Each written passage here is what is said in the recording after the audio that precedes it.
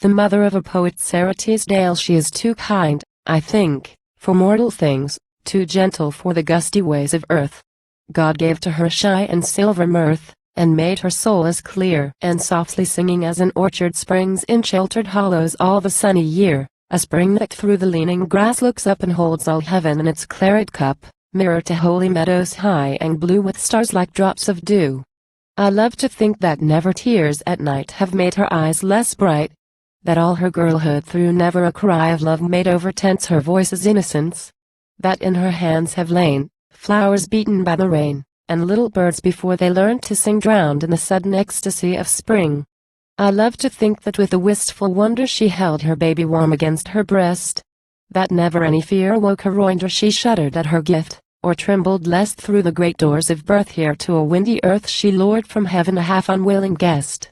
She caught and kept his first vague flickering smile, the faint upleaping of his spirit's fire, and for a long sweet while in her was all he asked of earth or heaven. But in the end how far, past every shaken star, should leap at last that arrow-like desire, his full-grown manhood's keen ardor toward the unseen dark mystery beyond the Pleiades 7. And in her heart she heard his first dumb-spoken word, she only of them all could understand, flushing to feel at last the silence overpast, thrilling as though her hand had touched God's hand.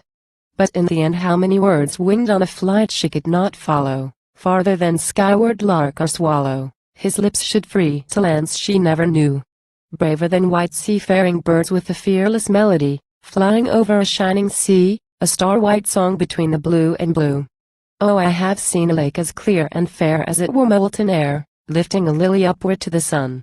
How should the water know the glowing heart that ever to the heaven lifts its fire, a golden and unchangeable desire? The water only knows the faint and rosy glows of under petals, opening apart. Yet in the soul of earth, deep in the primal ground, its searching roots are wound, and centuries have struggled toward its birth. So, in the man who sings, all of the voiceless horde from the cold dawn of things have their reward. All in whose pulses ran blood that is his at last, from the first stooping man far in the winnowed past. Out of the tumult of their love and mating each one created, seeing life was good, dumb, till at last the song that they were waiting breaks like brave April through a wintry wood.